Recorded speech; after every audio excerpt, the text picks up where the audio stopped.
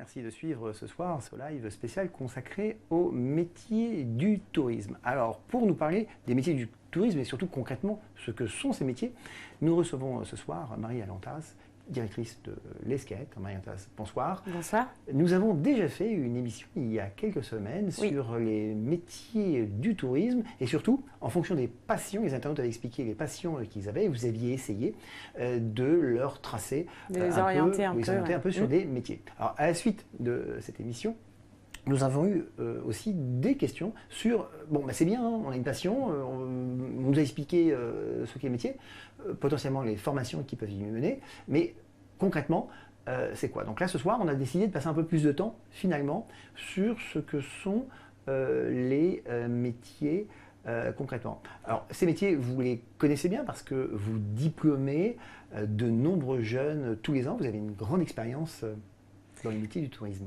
Oui, l'Escaët est une école qui existe depuis 30 ans. Donc c'est vrai que ça fait 30 ans qu'on forme des étudiants uniquement dans l'industrie du tourisme et des voyages, puisque c'est une école qui est spécialisée vraiment dans ce secteur-là. On n'est pas du tout une école généraliste qui va faire une option tourisme. Donc c'est vrai que nous, 100% de nos anciens travaillent dans l'industrie du tourisme et des voyages.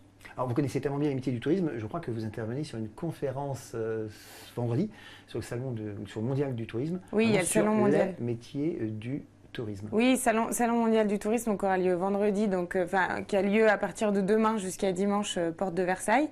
Et effectivement, vendredi, j'animerai une conférence encore sur les métiers pour donner aussi d'autres exemples concrets à 15h. Et donc, je me suis donné un challenge qui est de donner 60 exemples de métiers concrets en 60 minutes. Bon, alors on va faire un petit peu moins, mais on espérera et toujours en concret. Alors, on a une première question de Sophie qui a lu la présentation de cette émission et qui vous dit, dans la présentation, je lis le métier de chef de produit TGV. Alors, vous demandez, mais c'est un poste à la SNCF? Alors, c'est un poste qui n'est pas, pour le coup, pour celui-là, c'est un poste qui n'est pas à la SNCF, c'est un poste qui est chez Voyage SNCF, par contre. Je pense qu'elle parle d'Élodie Bellet. Donc, quand je vous dis que j'ai voulu revenir là, sur un deuxième live pour donner des exemples concrets, je veux vraiment à chaque fois essayer de donner des exemples d'anciens diplômés Escaët, enfin de diplômés Escaët qui ont des postes que les internautes vont pouvoir retrouver. En allant sur les réseaux sociaux. Donc typiquement, moi, le réseau que je conseille tout le temps, c'est d'aller voir sur LinkedIn. C'est le réseau sur lequel on retrouve tous les anciens. Il suffit de taper Escaët en tant qu'école et vous avez la liste de tous les anciens. Donc vous avez plus de 1000 anciens qui se sont rattachés à l'Escaët en tant qu'école. Et donc là, pour le chef de produit train, donc je pense que c'est Élodie Bellet qui est effectivement au sein de Voyage SNCF. Donc Voyage SNCF, ils sont revendeurs de prestations de train, mais ils revendent aujourd'hui tout. Ils revendent des hôtels, des avions, ils revendent plein de choses. Et donc Élodie, elle s'occupe notamment particulièrement de cette partie de ce produit train et donc de faire en sorte qu'il soit bien distribué. Donc c'est un job qui est très marketing et elle s'occupe de faire en sorte qu'il soit bien distribué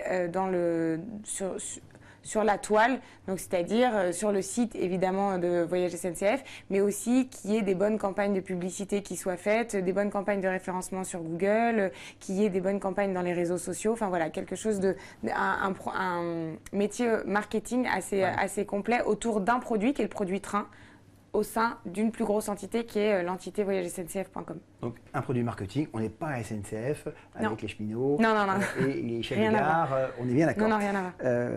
Question de Pauline qui vous demande si vous avez des diplômés qui ont des parcours exceptionnels et est-ce que le réseau des diplômés est très actif? Alors, vous avez déjà répondu finalement à travers LinkedIn.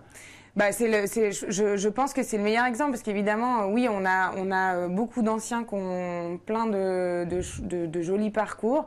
On a aujourd'hui des anciens qui sont très haut placés chez Accor, que ce soit au niveau du revenu management, que ce soit au niveau du web marketing, que ce soit au niveau du social media. On a des gens qui sont aujourd'hui qui ont pris des directions générales de certains tours opérateurs comme Exotisme. C'est deux de nos anciens notamment qui sont directeurs généraux associés. On a une ancienne qui s'appelle Claire Chan qui travaille pour Club Med et qui aujourd'hui est en train de révolutionner Club Med et qui s'occupe de toute la partie digitale chez Club Med et elle est en train de former en fait un nouveau métier chez Club Med. Il y a un métier qui est historique que tout le monde connaît qui est le géo, donc le gentil organisateur, et donc elle forme les IGO. Donc, ils vont être ceux qui vont animer toute la communauté sur les réseaux sociaux pour le Club Med, qui est une petite révolution chez Club Med. Et donc, du coup, c'est elle qui, au sein du siège, forme l'équipe. Et on a déjà 2 autres de nos anciens qui travaillent dans des clubs. Marine Goutte, qui est à l'île Maurice et qui est IGO là-bas, au Club Med de Maurice.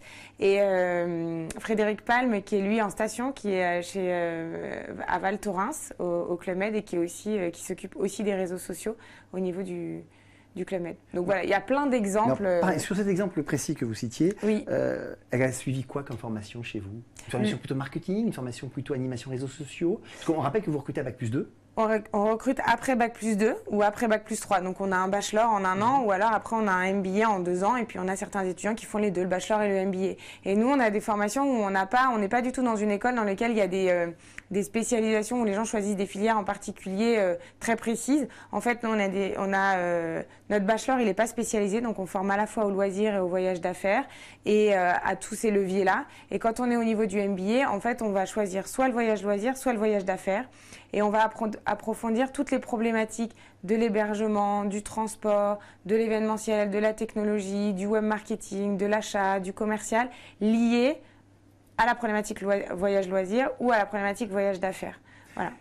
L'ensemble des leviers vont être vus. Donc là, typiquement, c'est des gens qui ont suivi le MBA chez nous. Dans vos premiers exemples, finalement, vous avez cité des grandes entreprises. Epoch vous demande, est-ce que l'on peut travailler en indépendant dans le domaine du tourisme? Et est-ce que les carrières, finalement, ne se font pas au final au sein de grands groupes? Ah bah pas dans le tourisme. Dans le tourisme, il y a quelques grands groupes qui existent et qui effectivement performent bien, mais c'est une industrie où il y a particulièrement plutôt des petites entreprises et des PME, PMI, voire des structures où les personnes sont indépendants totalement. Donc aujourd'hui, nous, on a pas mal de nos étudiants, enfin de nos diplômés, qui se lancent sur leur propre job. Donc on a notamment, on peut retrouver encore une fois sur LinkedIn, on a Caroline Paul, qui est une de nos anciennes, qui a monté une agence de communication et une agence qui est spécialisée sur le marché chinois, donc qui s'appelle Talent Travel et China Travel. Je peux citer aussi un autre de nos anciens qui s'appelle Jérémy Brochard, par exemple, qui a lancé sa boîte de web marketing qui s'appelle Coffee Marketing.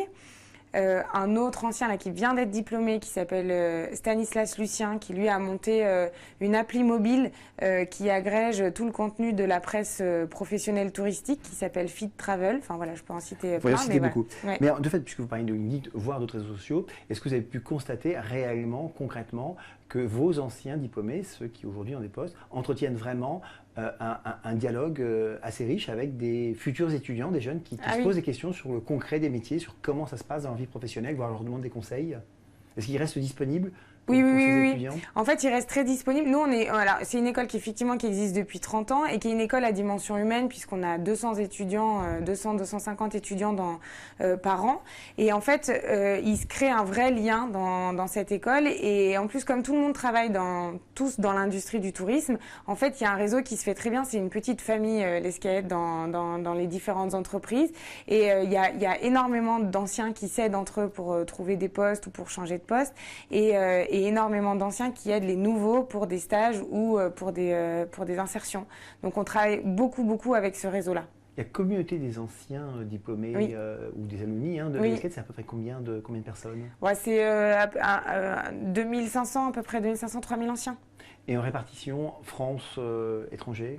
En répartition France-étranger, on doit être à 65-70% en France et puis le reste à l'étranger. Alors, parce qu'on en a pas mal en fait qui commencent à l'étranger. Et qui reviennent. Alors il y a Monique qui vous dit, je suis désolé mais j'ai raté le précédent live, mais j'ai entendu dire qu'il existait le métier de Yield, si je prononce bien, Yield Manager. Yield Manager. Alors c'est quoi ce métier au concret? Alors, le métier de Yield Manager, donc là, c'est pareil. On peut aller voir, par exemple, le profil de Paul Païta sur LinkedIn, qui vient d'intégrer Accor, qui était avant au musée Grévin, qui fait ce métier-là.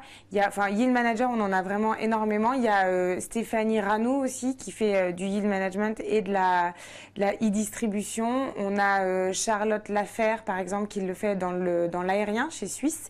Je vous donne juste quelques exemples comme ça, si jamais pour retrouver. Et en fait, le métier de yield manager, c'est celui qui s'occupe de faire fluctuer les prix. Donc, c'est-à-dire qu'aujourd'hui, je vais prendre un billet de train ou un billet d'avion pour rentrer à Aix-en-Provence, par exemple, demain, admettons.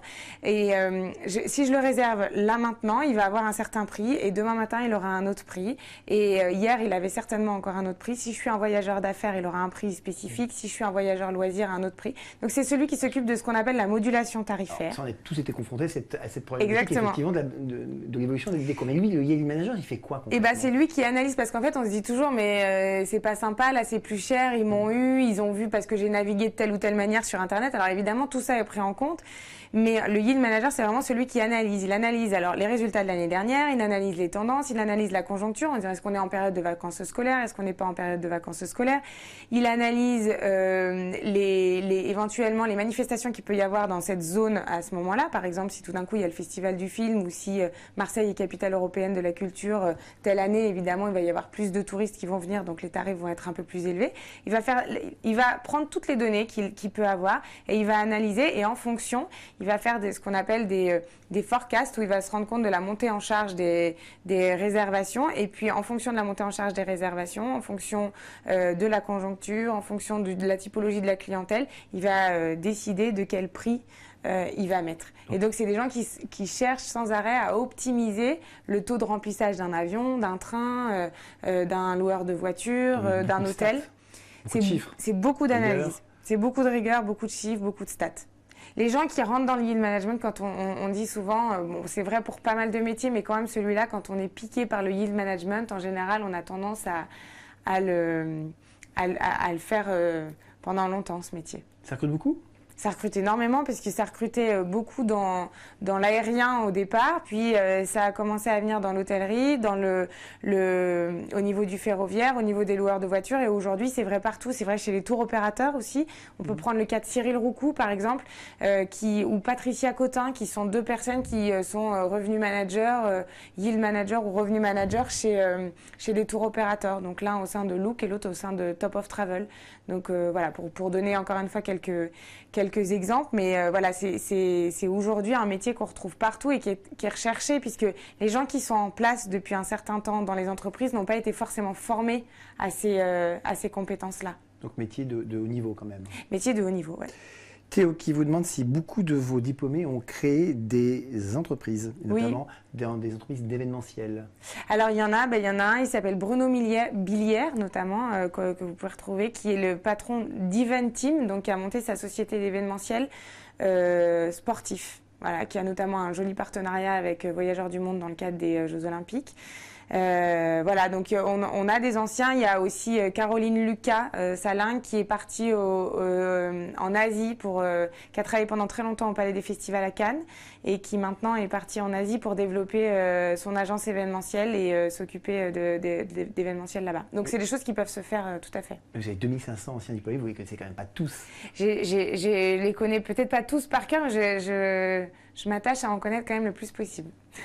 Question de Clara qui vous dit, avez-vous des anciens qui font la promotion d'une destination? Et Clara qui vous dit, moi je suis intéressé par faire la promotion de la France. Alors je ne sais pas exactement ce que ça peut recouvrir. Si, alors ça peut recouvrir pas mal de choses. Alors en ancien, je vais prendre un autre cas qui pourra peut-être aussi parler aux étudiants, mais je vais prendre le cas de Charlotte Alcantara, qui est une étudiante actuellement chez nous, qui revient de Londres et qui a fait son stage par exemple chez Atout France. Donc Atout France, c'est l'organisme en France l'organisme dans le monde qui s'occupe de la promotion de la France à l'étranger. Et donc elle était notamment à Londres chez Atout France. Elle vient de faire un stage là de 4 mois et elle s'est occupée des relations presse pour faire la promotion donc de la France en Angleterre. Après, on a une ancienne par contre qui s'appelle Isabelle Trozier, qu'on retrouve, qui est chez Interface Tourisme, elle, et qui s'occupe de la promotion de plusieurs destinations. Donc là, en fait, c'est ce qu'on appelle des représentations commerciales, les entreprises, donc c'est très peu connu. Donc il y en a une notamment qui s'appelle Interface Tourisme, et eux, ils représentent les destinations en France. Donc ils représentent les Bahamas, ils représentent plein de destinations qui n'ont pas d'office du tourisme en France. En fait, toutes celles qui n'ont pas d'office du tourisme en France sont représentées souvent par des sociétés commerciales. Alors, on a dit qu'on parlait concrètement de ce qu'est Télémétier, mais il n'empêche que des internautes vous demandent quand même de préciser, alors on va dire rapidement, ce que vous proposez comme formation. Ah, oui. Il y a notamment un internaute qui dit, mais en fait, vous proposez une formation ou des formations dans le domaine du tourisme? On propose 2 formations, donc une formation bachelor, donc c'est 1 an après un bac plus 2, donc ça amène à un bac plus 3, c'est équivalent de la licence. Et puis, on a une formation MBA en 2 ans après un bac plus 3. Voilà, donc l'équivalent d'un master. Et on a des étudiants qui font le bachelor et le MBA. Il y en a qui viennent faire que le bachelor et d'autres qui viennent faire que le MBA. Alors, question d'Edouard, mais qui, à mon avis, vient d'intégrer Live, parce que sinon, il aurait la réponse, je pense. Il vous demande, avez-vous des partenariats avec des entreprises pour favoriser notre insertion professionnelle? Si oui, lesquels? Voilà, ça risque d'être un peu long. Oui, je peux. Si vous avez quelques heures devant vous. Mais en tout cas, oui, ça c'est fondamental pour nous et c'est une des clés de la réussite de l'Escalette. C'est effectivement, c'est son réseau d'anciens sur lequel elle peut s'appuyer parce qu'encore une fois, 100% des anciens travaillent dans l'industrie et aujourd'hui appuient la nouvelle génération. Et en plus de tous nos anciens, évidemment, depuis 30 ans, on a noué des partenariats avec quasiment l'ensemble des entreprises et des acteurs du tourisme, dont les nouveaux, hein, tout ce qui est économie collaborative comme Airbnb, Blablacar et autres. Enfin, on a déjà inséré des gens, on prend Johanna Desbordes, par exemple, qui est une de nos anciennes, qui travaille aujourd'hui chez Airbnb. On a une autre... Vous savez ce qu'elle fait précisément? Alors son poste exactement, je pense qu'elle est business developer. Je pense qu'elle s'occupe vraiment de développer tout le business d'Airbnb. Je crois que c'est ça son intitulé de poste, à vérifier. Et puis on a une autre ancienne qui s'appelle par exemple Adélaïde Kaufmann, qui elle a commencé à travailler pour Séjourning, qui est un concurrent d'Airbnb en France, et qui est partie aujourd'hui au Pérou et qui développe Airbnb, enfin Séjourning là-bas. Pauline vous demande si vous avez des exemples de diplômés qui ont des parcours exceptionnels. Donc des diplômés qui ont des parcours qui vraiment sortent peut-être de... Après, tout dépend de ce qu'on entend par exceptionnel. Donc, en fait, si on se dit que la plupart des gens qui veulent rentrer dans le tourisme veulent être chef de produit chez un tour opérateur, on a effectivement un très bel exemple avec un de nos anciens qui s'appelle Cédric Planet, qui est rentré à la production chez Exotisme et qui aujourd'hui en est le directeur général associé. Donc, je veux dire, quelque part, il touche son rêve. Si on prend dans l'hôtellerie, sur du revenu management, on a par exemple une de nos anciennes qui s'appelle Charlotte Brett, qui aujourd'hui est à la tête du revenu management France pour le groupe Accor, donc, ce qui est quand même globalement pas neutre. Après, si on prend des gens qui sont allés au bout du projet pour lequel ils étaient rentrés, par exemple, on a un de nos anciens, Tanguy, qui est venu chez nous pour, en fait, aller développer. Son objectif était d'ouvrir un réceptif à Madagascar. Et on l'a accompagné pour qu'il puisse aller l'ouvrir. Et aujourd'hui, il a développé, donc ça s'appelle Baleine Rando. Il est à Madagascar et il a développé. Mais pour certains, c'est extraordinaire. Pour d'autres, c'est pas extraordinaire. Enfin voilà, tout dépend de ce qu'on a envie. On a des anciens qui voulaient partir à l'étranger dans des boîtes du web. On a aujourd'hui Guillaume Audebert, par exemple, qui s'occupe du marché France, mais depuis Barcelone pour Booking.com, par exemple. On a en Allemagne Victor Vermech qui s'occupe de tout le marché France pour Trivago, qui est un comparateur hôtelier. Voilà, on a une de nos anciennes qui est dans l'aérien depuis toujours, qui est fan de ça et qui travaille qui s'appelle Magali Barbeau et qui travaille chez Air France et qui s'occupe du partenariat pour les alliances. Donc avec toutes les compagnies qui sont dans la même alliance qu'Air France. Donc enfin voilà, il y a aujourd'hui quand vous citez beaucoup de métiers. Quand vous citez les noms de ces personnes qui ont ces postes, et vous avez dit tout à l'heure que beaucoup étaient sur LinkedIn, c'est que vous savez que si on s'adresse à elles pour solliciter des conseils, elles répondront. Je suis en tout cas sûre à 95% qui seront ravis de répondre à des questions et pour partager un peu de leur métier et de ce qu'ils font. Alors Valérie vous dit, je voudrais travailler dans une agence comme agent de voyage, mais ce métier n'a pas toujours la cote. Est-ce vrai? Peut-on faire une belle carrière? Et j'ajouterais concrètement, aujourd'hui, agent de voyage, c'est quoi? On fait quoi? En fait, c'est tout le paradoxe parce que l'agent de voyage, c'est un métier qui s'est extrêmement complexifié. Et aujourd'hui, c'est des gens à qui on demande énormément de choses. C'est-à-dire qu'avant, c'était plutôt des conseillers voyage qui, à un moment, accompagnaient plutôt des clients dans le choix de tel ou tel produit à travers une brochure. Puis aujourd'hui, on n'est plus du tout là-dedans. C'est-à-dire que les gens veulent sortir du tourisme de masse, ils cherchent quelque chose de bien particulier, de la personnalisation. Donc en fait, l'agent de voyage, on lui demande de rajouter des casquettes de plus en plus et d'en connaître de plus en plus et d'avoir de plus en plus de compétences. Au-delà de ça, on lui demande d'aller chercher des clients et de les faire rentrer dans son agence. Donc d'avoir un bon site. Donc d'avoir, en tout cas, alors commercial, il a toujours dû un peu l'être comme il était vendeur, il avait toujours eu, en tout cas, cette compétence-là. Mais par contre, on lui demande aujourd'hui d'avoir des compétences aussi dans le web, de savoir tenir son site internet, de savoir pousser des produits sur son site internet, de savoir faire du référencement dans Google, de savoir gérer les réseaux sociaux pour dynamiser et fidéliser sa clientèle. Donc en fait, on lui demande des choses qui sont de plus en plus importantes et sur un métier qu'effectivement, on a toujours du mal à valoriser. Il est pas suffisamment valorisé, nous on se bat pour qu'il le soit plus. Donc en fait, ce que je dirais, c'est qu'effectivement, il y a aujourd'hui un certain nombre d'agences qui vont plus durer encore très longtemps parce que c'est des gens qui ont du mal à muter, qui ont du mal à s'adapter aux nouveaux codes de communication et aux nouveaux besoins des clients. Par contre, pour répondre à la question, est-ce qu'il y a encore des opportunités en agence? Il y en a plein et surtout pour des gens qui ont toutes ces nouvelles compétences. Donc nous, c'est ce qu'on fait et aujourd'hui, on a une de nos anciennes, Manon, qui aujourd'hui travaille chez Havas et qui s'éclate en agence et qui est en train d'essayer de développer, de dynamiser une agence comme ça, vraiment, enfin voilà, avec vraiment tous ces nouveaux outils. Et globalement, il y a des très beaux résultats. Et puis, on a des anciens qui sont en train de monter des projets pour monter leur propre agence aussi de voyage. Donc voilà, il y a encore des belles choses à faire en agence. On a quand même beaucoup de questions sur la formation pure. Ouais.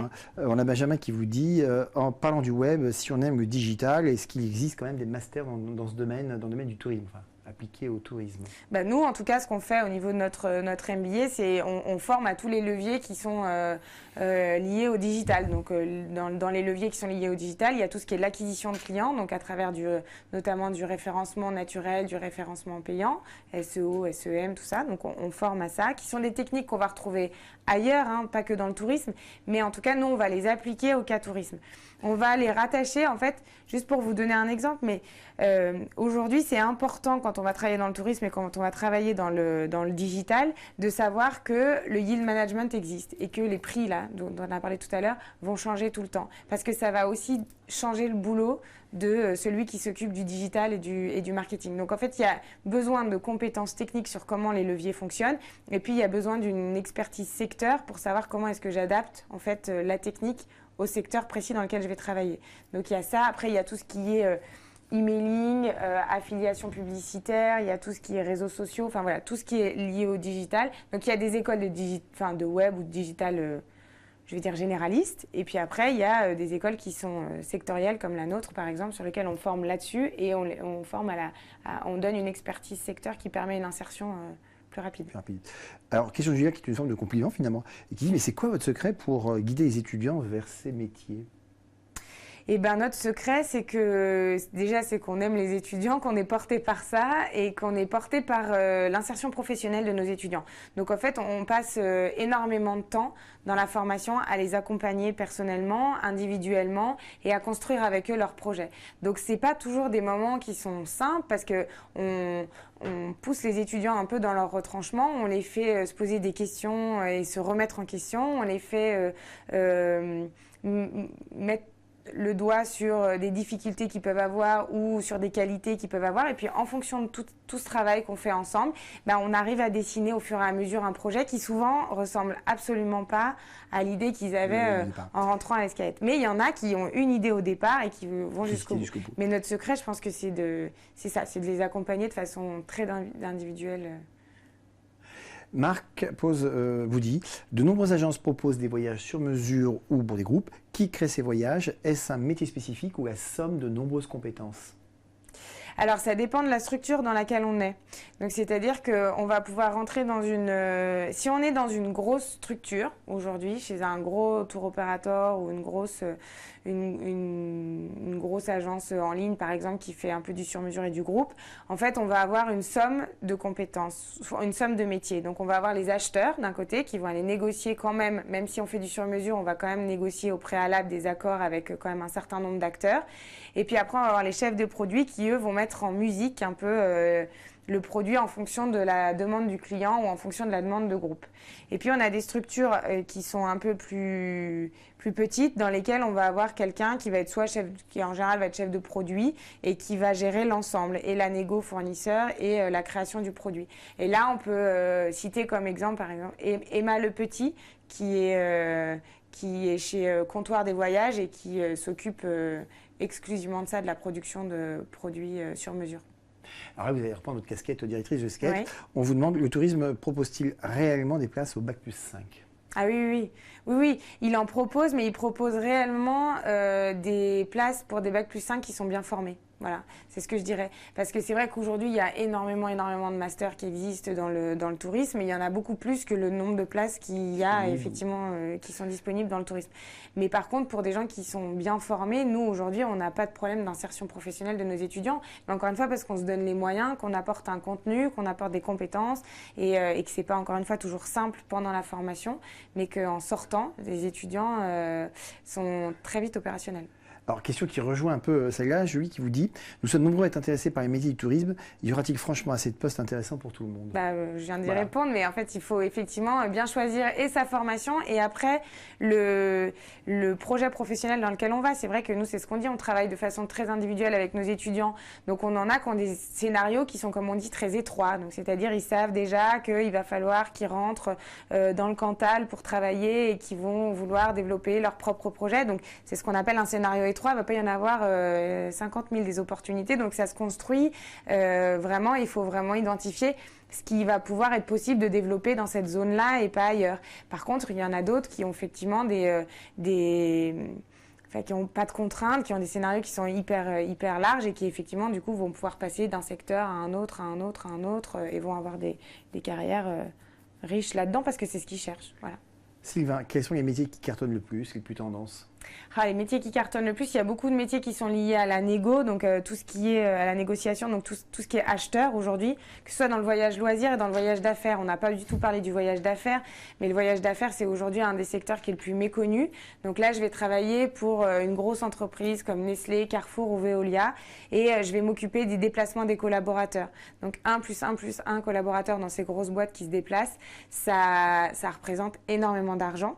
Et donc, du coup, ils viennent chercher des gens qui sont capables d'aller négocier avec Air France, avec Accor, avec Best Western, avec tout type d'acteurs du tourisme pour négocier des tarifs intéressants, du confort pour les collaborateurs, de la sécurité, etc. etc.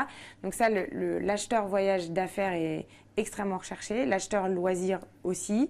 Des gens qui sont des produits digitales, ça c'est aujourd'hui, c'est vraiment des métiers qui ont le vent en poupe.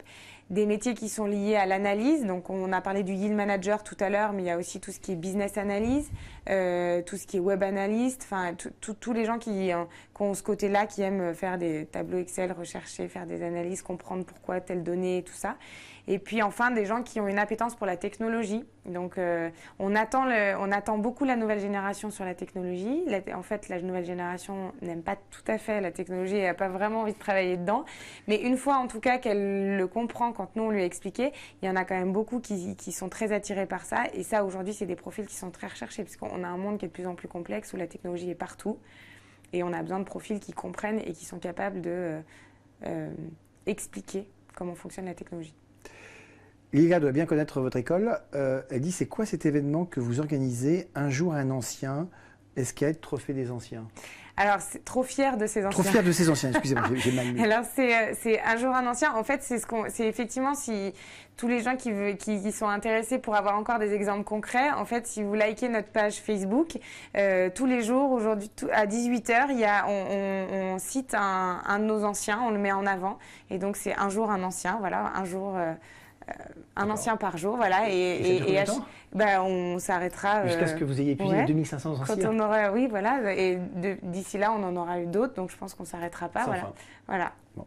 Lily, ce qui m'intéresse, c'est de gérer toute la partie transport, pas les avions, mais plutôt les déplacements bus ou autres, bateaux. N'est-ce pas plutôt un métier lié à la logistique ? Alors, je ne suis pas sûre de comprendre bien la question, mais je pense qu'effectivement, si c'est vraiment gérer la flotte d'un parc de bateaux ou la flotte, je pense... Ou des déplacements. ou des déplacements ou un parc de voitures, je pense qu'effectivement, dans ces cas-là, c'est plus des métiers qui sont liés à la logistique que nous, on va moins faire. Après, dans les métiers qui s'y rapprochent, là, je pense qu'effectivement, c'est moins lié au tourisme et plus à la logistique, ouais, vraiment. Est-ce que vous conseillez aux étudiants de contacter les anciens pour se caser en stage, voire éventuellement trouver un CDI? Oui. Je sais pas quel est le début de la question, mais Est-ce que vous le conseillez à vos étudiants vraiment d'entretenir des liens étroits avec vos anciens? Oui, on leur conseille ça, mais on les accompagne même là-dedans. Hein. Enfin, on les met en relation, nous, on fait plus que les conseiller là-dessus. On les accompagne vraiment là-dedans, dans cette démarche-là. Est-ce qu'il y a des métiers dont on n'a pas du tout parlé et qui pour vous sont vraiment des grands métiers d'avenir sur lesquels finalement qui sont peu connus? Je viens les métiers commerciaux dont on n'a pas vraiment parlé. Oui, alors... J'avais une question là-dessus. C'est quoi aujourd'hui le métier de commercial? Excusez-moi de vous interrompre, mais c'est quoi le métier de commercial dans le domaine du tourisme? Alors, le métier de commercial dans le domaine du tourisme, il est aujourd'hui fondamental dans le sens où on a... en fait, on a une industrie qui est de plus en plus complexe avec énormément d'acteurs. Aujourd'hui, que ce soit au niveau des producteurs, au niveau des distributeurs, au niveau des éditeurs de solutions technologiques, enfin bref, on a vraiment un écosystème qui est très dense et du coup la guerre entre les uns et les autres est très importante. Donc le commercial aujourd'hui, il va avoir plein de formes différentes quand on est dans le tourisme. Donc je vais prendre le commercial, par exemple, si on prend le commercial au niveau de l'agence de voyage, il n'y en a pas vraiment, ça se rattache du coup, c'est le conseiller voyage qui à un moment, c'est lui qui est aussi chargé, c'est ce que je vous disais tout à l'heure, de faire venir les gens dans son agence et donc il n'y a pas un vrai métier de commercial pur en agence de voyage. Par contre, si on est chez un réseau d'agences de voyage, comme par exemple Havas, comme Selectour, comme Selectour Afat, comme enfin voilà, tous ces réseaux-là, on va avoir des gens qui vont être des animateurs de réseau, qui vont être des gens qui vont aller voir les agences de voyage et qui vont essayer de les animer pour qu'elles les aider à mieux vendre, à mieux performer. Voilà, on va avoir des gens comme ça. C'est un métier animateur réseau qui est lié au commercial qu'on va retrouver aussi au sein des chaînes hôtelières, par exemple, ou dans des réseaux... Dans des réseaux de loueurs de voitures, par exemple. Enfin voilà, on va retrouver ce métier-là d'animateur de réseau pas mal. Après, on va avoir le commercial chez un tour opérateur. Donc aujourd'hui, le tour opérateur, il produit des voyages. Et puis une fois qu'il les a produits, c'est plus lui qui le vend. Enfin, il le vend un peu sur son site internet, mais la plupart du temps, c'est revendu par les agences de voyage. Donc là, chez les tours opérateurs, il y a des commerciaux qui vont en agence de voyage et qui animent un réseau d'agences de voyage aussi pour les inciter à vendre le nouveau produit que le chef de produit a créé, pour les accompagner là-dessus. Donc il y a ça. Et quand on est dans des agences web, il y a des gens qui sont souvent des responsables partenariats, par exemple, c'est le métier de commercial qu'on va retrouver au niveau des agences web et qui va, avec tous les différents partenaires du tourisme, va aller signer des partenariats avec eux. Donc, va avoir quand même une fonction de commercial là-dedans. Et dernier point, je dirais, même si j'en ai certainement oublié, c'est dans la technologie. Donc, quand on est par exemple chez Amadeus, il y a beaucoup de gens, je ne sais pas s'il y a des gens qui nous suivent, qui font un BTS tourisme. Donc, Amadeus, souvent, ils apprennent à l'utiliser, ce logiciel qui permet de réserver des billets d'avion et des nuitées hôtelières. Mais il y a aussi aujourd'hui des gens qui sont des commerciaux chez Amadeus et qui vont voir les agences de voyage, qui vont voir les partenaires du tourisme et des voyages et qui vont vendre cette solution. Et donc là, ça demande des compétences techniques qui sont extrêmement fortes. Je dis ça pour le GDS, mais c'est vrai pour plein de solutions technologiques. Donc le commercial, en fait, on le retrouve à peu près chez tous les acteurs et il a des formes un peu différentes, des intitulés de poste un peu différents. Mais on retrouve toujours ce côté, voilà, il faut que j'aille vendre, mais c'est pas vendre pour vendre, c'est pas le vendeur un peu porte-à-porte qui peut avoir une image un peu négative. C'est vraiment de la vente un peu technique. On vend, mais on achète aussi beaucoup. On achète des prestations. Oui. L'agence achète des nuits d'hôtel. Enfin, on peut acheter beaucoup de choses. Il y a aussi des métiers d'acheteurs. Oui, des métiers d'acheteurs. Oui, on forme. C'est ce que je disais tout à l'heure. On a le métier d'acheteur, on le retrouve chez des tours opérateurs, on le retrouve dans des agences de voyage ou plutôt au sein des réseaux. En général, les réseaux d'agences de voyage, ils achètent en centrale pour les agences, ils négocient. Alors, en fait, ce qui est particulier dans cette façon d'acheter, et je vous ai dit aussi dans le voyage d'affaires, en fait, ce qui est particulier dans l'achat, dans le tourisme et les voyages, c'est qu'on n'achète pas un stock. En fait, on n'achète pas un stock tangible. En fait, c'est du stock intangible, c'est des prestations qui se perdent tous les jours. Un t-shirt dans un magasin, si on l'a pas acheté la veille, le lendemain, ça sera toujours le même. Alors que la chambre 305 du 15 mars, ce sera pas la même que la chambre 305 du 16 mars. On a perdu définitivement celle du 15 mars.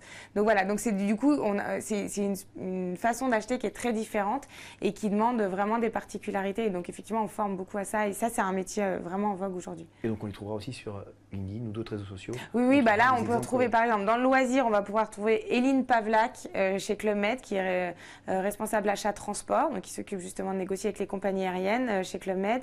Et puis, au niveau du voyage d'affaires, on va par exemple trouver Céline Moquet, qui est une de nos étudiantes, qui est acheteuse voyage pour Vinci, l'entreprise Vinci. Donc là, on n'est plus du tout dans le tourisme, mais elle achète les prestations voyage pour les déplacements professionnels des collaborateurs.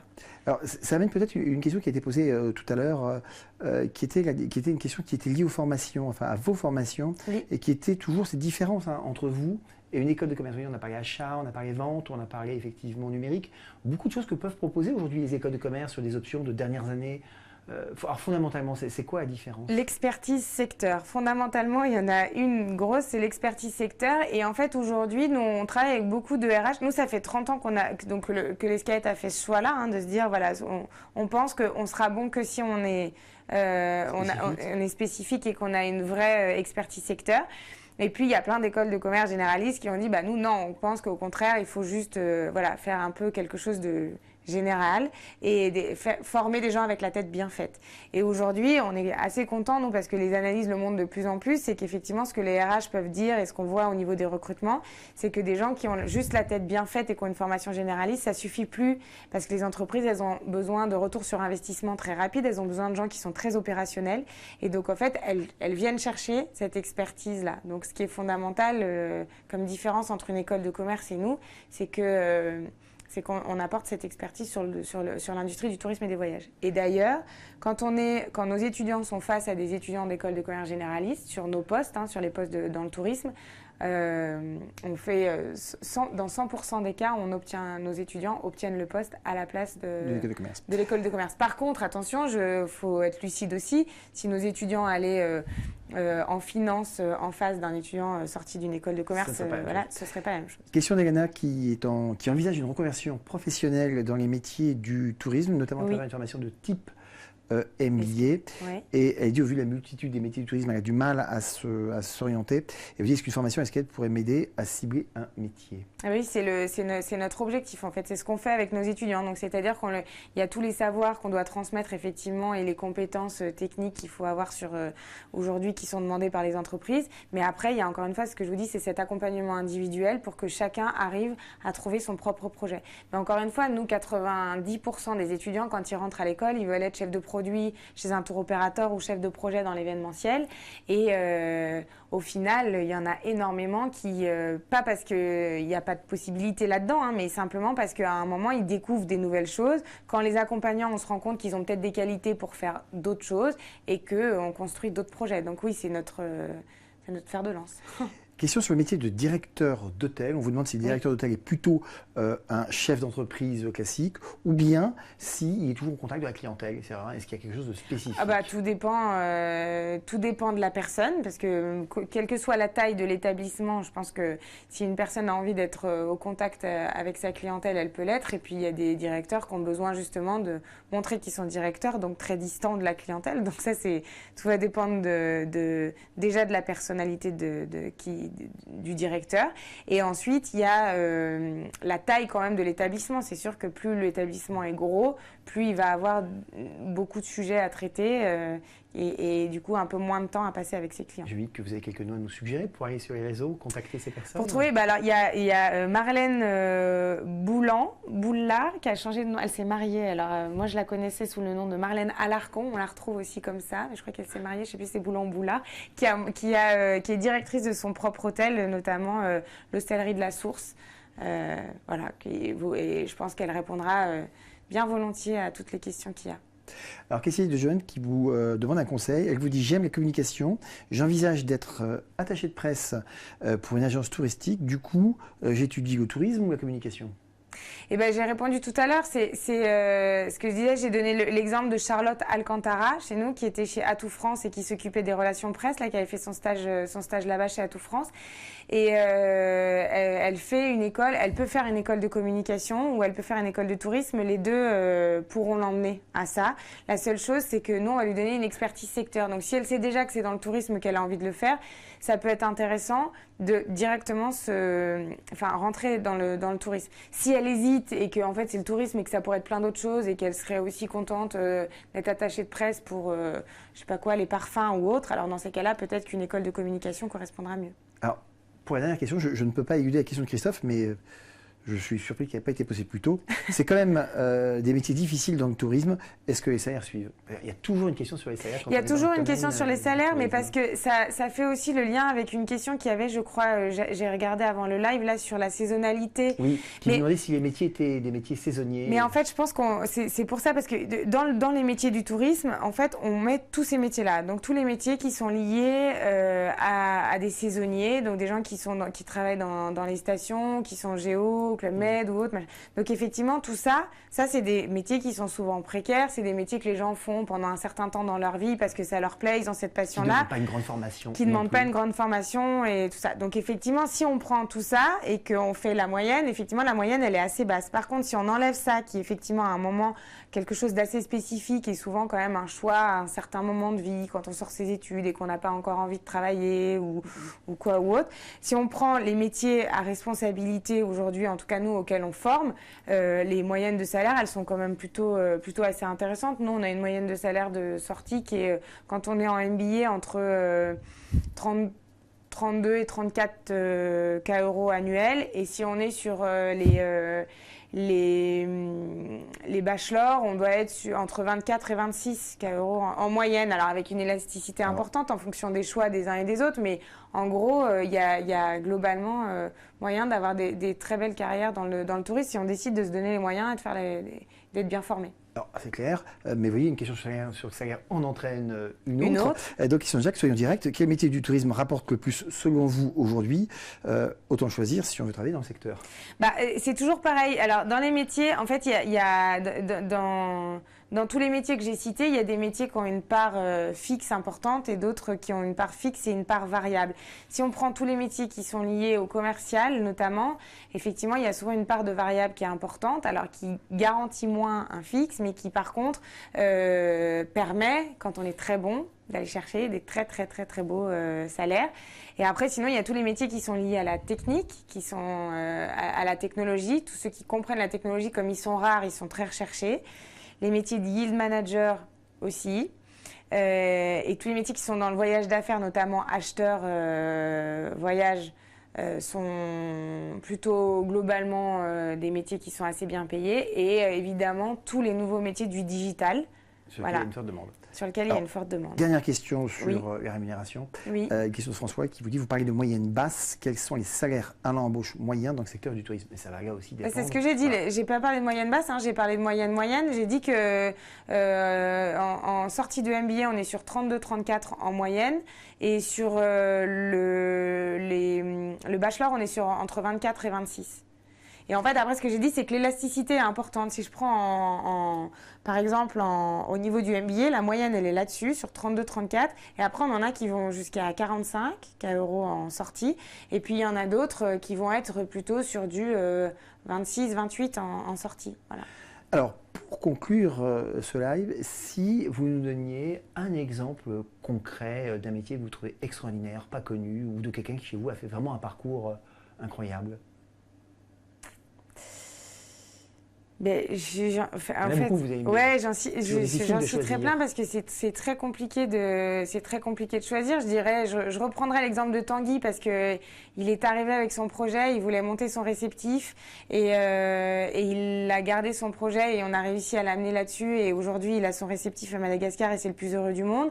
Mais je pourrais citer aussi Jennifer Pelletier qui, pareil, dans un autre style mais qui est qui avait vraiment très envie de retourner à La Réunion et qui aujourd'hui a lancé sa propre agence de voyage à La Réunion. Donc ça, c'est des gens qui ont suivi leur projet et qui sont allés au bout. Donc je trouve que c'est des super belles carrières. Après, je suis aussi admirative de quelqu'un comme Fabien Perronnet qui travaille chez Accor aujourd'hui et qui a pris toute la direction du social media chez Accor. Autant dire que c'est quand même un gros sujet. Claire Chan, dont je vous ai parlé tout à l'heure aussi, qui est en train de former un nouveau métier chez Club Med avec le IGO. Je trouve ça assez extraordinaire. Sébastien Boucher, qui s'occupe de la transformation digitale chez Havas, aussi un super métier. Bruno Billière, dont je parlais tout à l'heure, qui a monté sa boîte dans l'événementiel sportif. Enfin voilà, je trouve que... Un panel assez large au final. Ouais, un panel assez large. Thomas Busser, qui travaille chez EasyJet et qui aujourd'hui s'occupe de tous les partenariats pour EasyJet. Il y a vraiment... Enfin, je trouve qu'il y a vraiment... Ce qui me plaît, moi, c'est que nos anciens, ils ont vraiment des jobs qui sont très différents, qui correspondent vraiment à leur personnalité et à leur passion et qui sont, je crois, plutôt bien dedans puisqu'ils continuent et qui restent dans cette industrie-là. On a des consultants aussi, des gens qui aujourd'hui conseillent des entreprises du CAC 40 pour bien acheter leur voyage, justement, pour bien négocier, pour optimiser les déplacements professionnels. Donc voilà, je pense qu'il y a énormément de... Il y en a pour... En fait, ce qui me plaît là-dedans, dans ce qu'on fait et ce pourquoi on forme nos étudiants, c'est qu'il y en a vraiment pour tous les goûts, toutes les personnalités, celui qui aime les petites structures, celui qui aime les grandes structures, celui qui est plutôt commercial, plutôt analytique, celui qui est amoureux de son territoire. Il y a Anaïs Zinc, très bel exemple aussi, qui voulait absolument retourner en Alsace, qui y est aujourd'hui et qui s'occupe de la promotion de ce territoire. Enfin voilà, il y a énormément de métiers qui sont passionnants. Voilà. Marion Taz, merci d'avoir répondu aux questions des Merci. internautes. Je précise que pour ceux qui veulent poursuivre éventuellement cette discussion avec vous, il y a une conférence que vous animez Oui. sur le salon du Mondial du Tourisme Vendredi. Donc ils vont pouvoir À 15 venir heures. vous poser les questions en réel et en direct. Oui. Merci d'avoir suivi cette émission et à bientôt pour d'autres rendez-vous. Merci.